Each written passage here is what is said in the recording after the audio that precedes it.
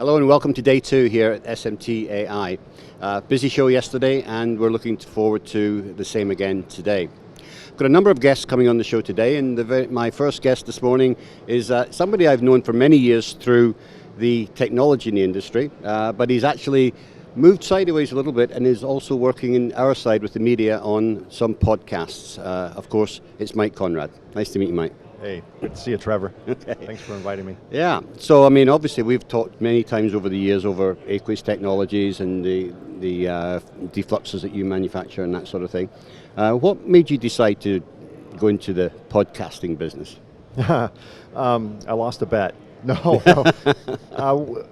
At Aqueous, several years ago, we made kind of a strategic switch from the way we show ourselves to the world. And we used to do, back in the day, you remember those days, there was 9 or 10 trade shows a year, and that was our primary way of getting our message out. And then we just had kind of an epiphany that, at least in our case, the message just got noisier and noisier and noisier, and we had to do more gimmicky things year after year after year. Giant waterfalls and video games and surfboards in the booth. And one year we had this beautiful waterfall in the booth, and someone came up and asked if they could take a picture of it. Right. And I'm like, of course, yeah, sure. And then they asked if we could move our equipment out of the way so they could get a better picture of the waterfall. And it just hit me like a lightning bolt. Like, what are we doing? Right. We're not, we're not sending a message of improving reliability through contamination removal. We're sending a message of we have a pretty booth. We have a pretty booth, and we're going to give away swag and raffles, and the message just kind of got diluted. So we decided to make a switch and really concentrate on education, because in our industry specifically, in the cleaning industry, cleaning for the most part went away 20, 30 years ago after the no clean revolution hit, and there was a ban on the solvents that were used to clean, and for a lot of people, cleaning went away, and now cleaning's roaring back due to all sorts of technical reasons. And there's this big gap of knowledge. There's young engineers that have never seen cleaning, and they question, why do I clean when the jar says no clean? And then there's older, more experienced engineers that say, oh, cleaning, yeah, we're going to go out and buy trichloroethane and throw everything in a vapor degreaser, which you can't do anymore. So there's this big knowledge gap. And with a record number of senior experienced engineers retiring out, and this, as it was coined by a friend of mine, the silver tsunami effect of the old sages leaving and young people coming in with education but no experience, there's a lot of knowledge loss. So we decided that it was time to just switch our effort into education. Yeah, that's a really interesting point. I mean, it used to be back in the day that these older sages from the industry, when they come up to retirement, they might write a book, which would be published, that would somehow capture a lot of the wealth of knowledge they've learned over their career. But of course, nobody does books these days, really. And so therefore you're having to look at more modern mediums like podcasting or videos. What I liked about podcasting is when, I have a face for radio, and the fact that we're just recording the audio takes away a lot of the distraction of the message and of the person speaking or what's in the background and all that. And what I love about the whole podcast medium is that you can listen to it, and when you stop listening to it, it remembers where you were, and when you come back to it again, it just automatically resumes. It's a filler material, so people listen to it in a car, on an airplane, on a treadmill, or whatever. So it's a really convenient way to digest information and to broadcast information, and it lives forever. Right now we have 24 episodes out since January. We do it every 2 weeks, and you don't have to listen to them. It's not a story. You don't have to listen to them in order. So if you're interested in X-ray, if that's your thing, we have an episode on X-ray. If you're into DFM, we have a whole episode or two on DFM. I mean, it's just, I'm really privileged to be able to interview these subject matter experts that I find fascinating, and I get to ask questions not because they're just, contrived questions, but I truly ask questions because I want to know the answers, and I don't know the answers. So, and my guests do. So it's a way to educate the industry. It's a way to provide that legacy that you're talking about. It's the kind of the modern book. Absolutely. So that younger people coming in or new people coming into the industry have some tools. They have your site with lots of interviews with the people who are retiring out. So hopefully some of that is legacy, and then podcasts provide an additional form of legacy. Yeah, I mean, obviously we do the same sort of function through the video interviews we do, but we also try to look at new products and stuff like that and see what's coming. Video allows you to look at equipment. Video is great for your industry. Absolutely. I mean, you can't get by without it. So, going back to the podcast, I mean, which ones have been your highlights? Which ones of the ones you've done do you think really hit the mark and had a lot of really good, juicy information in them? Well, I have two answers for that, and sometimes in one case it's the same answer. The ones I enjoy doing and the ones my audience downloads more than any other, and they happen to be the number one episode that we have was with two guests, Eric Camden and Paco Solis from Foresight. Foresight is a failure analytical laboratory that concentrates on contamination-related failure. And these guys are, they call them investigators. So they almost like CSI. They're like detectives, finding out who murdered who. And they tell stories from the field, and they show up when things go bad, right? So they show up when there's been a fire or some catastrophe, and everyone's pointing their finger, and these guys show up and solve the crime, so to speak.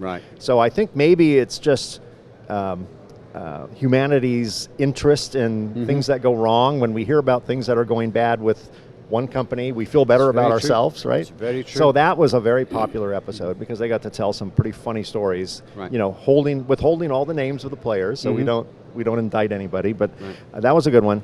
One of my favorite ones was an interview with Wendy Casker, who is a Johns Hopkins Applied Physics Laboratory engineer. She was doing work for NASA. They were building boards for NASA, and NASA required that all the boards be cleaned with solvent. And she came to the IPC SMTAi Cleaning and Coating Conference many years ago, which is in this city in Chicago, every 2 years. And she listened to me and many other speakers talk about the advantages of a water-based process and et cetera for cleaning. And she went back to her boss and she says, well, how come we can't use water? And the boss said, well, NASA doesn't allow us to use water. So she said, why not? And she asked the questions, and she ended up doing this whole DOE and presented all this evidence to NASA, and NASA went, wow, okay, you can do it. And then 2 years later, she was speaking at the conference. And so she went from student So she went there to teacher. learn about it, and then ended up doing her own investigation into this and creating a whole thesis on why this should be used. And implemented what she learned at the conference, which is why these things are great, right? So that was one of my personal favorites. And then I had an interview with Phil Zarro and Jim Hall. They're always entertaining. They are. Their show is very much like the old NPR radio show, Car Talk. Where two crotchety guys from South Boston talk about cars, and their style is very similar, and they're very entertaining. You laugh and you learn all at the same time. So they're wonderful guests. I'll have them on again. Yeah, that's great. Well, we've certainly enjoyed listening to the ones that you've been doing, and it looks like you're doing something that's really useful and helpful for the industry. So, thank you, Mike. I want to say congratulations, and thank you for joining us today and telling us a bit about it. Well, thanks for having me on your show. Okay, good to see you, Trevor. Great. So, coming up after the break, we're going to be talking to the managing director or president, should I say, of a new startup, but it's something that we all know. At Kaizen, we know it's the science that makes the difference. The right solutions happen when you care enough to ask the right questions. And we understand that your performance is directly related to ours. Science knows why it works, care knows why it's important. And welcome back. I'm joined now by Bjorn Dhale, who, of course, many people know is the former president of Kick, a big company down in San Diego. But he's here to talk today about his most recent venture. So welcome, Bjorn. Nice to see you. Thank you, Trevor. Good to see you too. So you spent many years with Kick. In fact, and before that, you were with MPM. You've been in this industry a long, long time. So you've got a lot of background there. You've got together, though, I believe, with Charlie Moncavage to develop a new company called Inspire. So what was the inspiration behind Inspire? Well, Charlie Moncavage is a serial inventor. He invented Gridlock and the founder of that company that he ended up selling to DEC and then later on Quick Tool.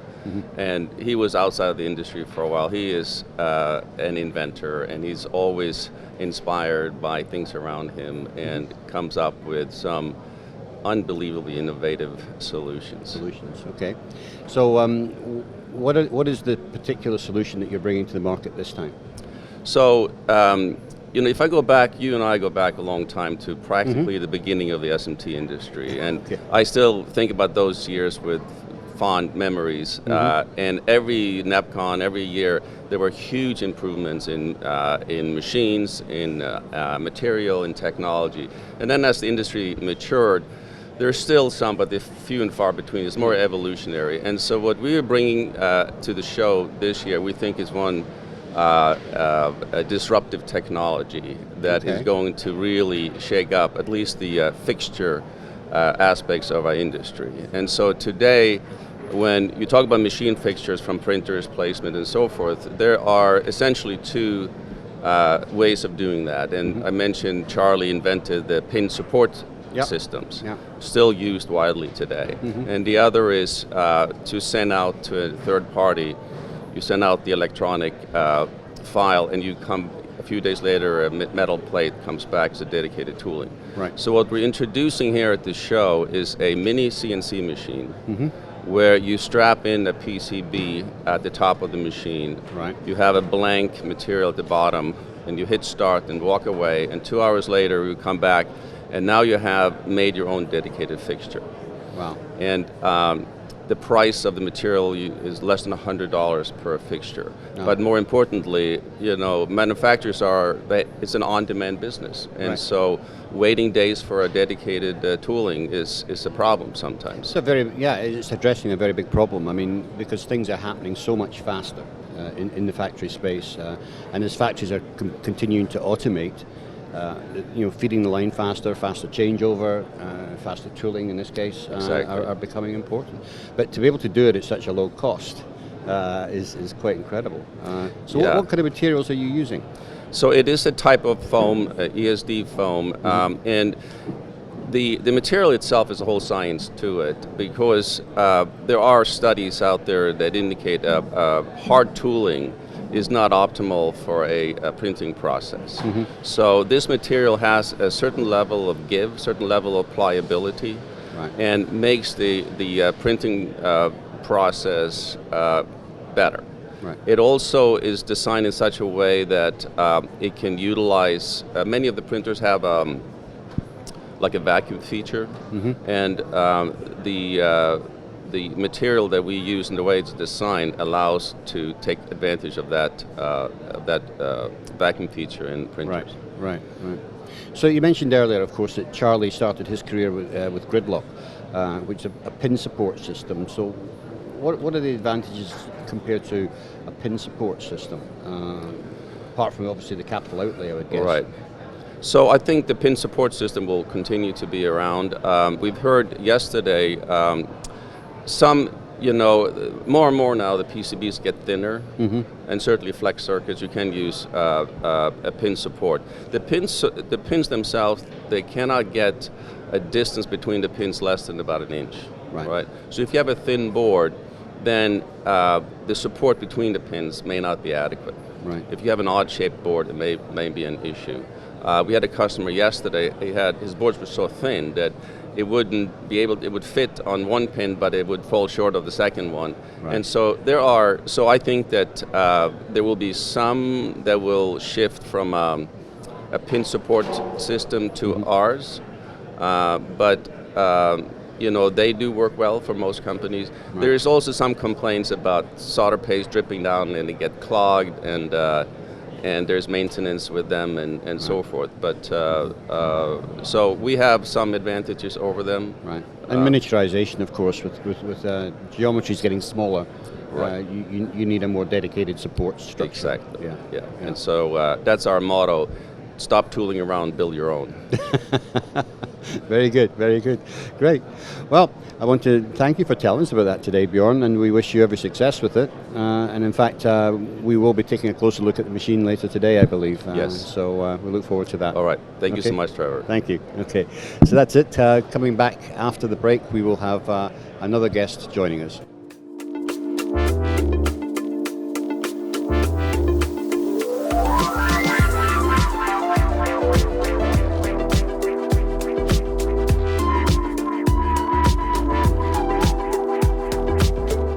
Welcome back, and joining me now is Dyan Reagan from Weller Tools. Nice to see you, Dyan. Thank you for having me. Yeah, so tell me a little bit about Weller.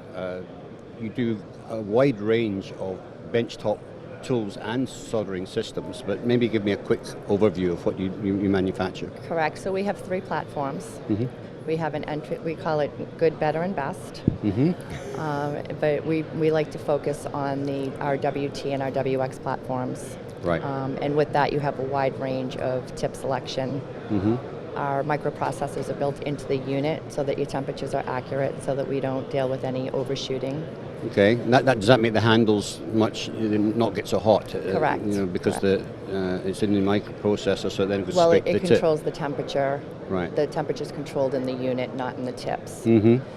And with that, we have a wide range of both active tips and passive tips. Right. So you don't need to buy a tip for each temperature that you're working with off of a bill of material. Okay. Yes. That's interesting. Yes. Good. So you also have, a range of complementary hand tools and your own fume extraction. We do. So we are owned by Apex Tool Group. Mm-hmm. So with our electronics offering, we have Weller Arum cutters, and we also have X-Lite, which are on most benches. And we also have offerings in the hand tool segment and filtration. Right. Yes. Okay. I mean, the Weller range has been known throughout the industry for many years, but where do you actually manufacture your products? We manufacture everything in Querétaro. We made that move from Germany about 2 years ago, so we manufacture in Mexico. We distribute out of Mexico and out of our U.S. office. We're headquartered in Lexington, South Carolina. Okay. So your manufacturing in Mexico is for the Americas, basically, and Yes. you also do manufacturing in Europe, do you? Or We engineer in Europe. engineer in Europe. All of manufacturing is in Mexico. I see. Okay. Yes, Okay. yes. That's interesting. Yes. So what's coming down the pipe? What can we look forward to? At Productronica, we're going to be launching a new exciting product. We also have a benchtop robot that we launched last year at Productronica, and it's been successful. Okay. It's an accurate point-to-point dual drawer soldering System. robot. Yes, it has built-in filtration. Mm-hmm. It is powered with our WT soldering unit.